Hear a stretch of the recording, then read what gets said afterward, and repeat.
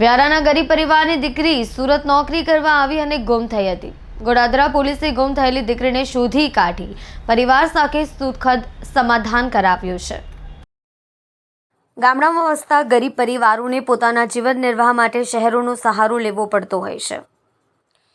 આવા જ એક પરિવારમાં પોતાના પિતા હયાત ન હોય માટે ઘરને આર્થિક રીતે મદદરૂપ થવા નોકરી કરતી દીકરીની વાત કરીએ તો સુરતના વ્યારા નજીકના એક ગામની યુવતી સુરતમાં નોકરી કરવા આવી હતી અને 2 વર્ષથી સુરતમાં જ રહેતી હતી, પરંતુ છેલ્લા મહિનાથી કોઈ કારણસર દીકરી તેના પરિવારજનોના સંપર્કમાં નહીં આવતા પરિવારે પોતાની દીકરી ગુમ થયાની જાણ સંબંધિત ગોડાદરા પોલીસ સ્ટેશનમાં કરી હતી।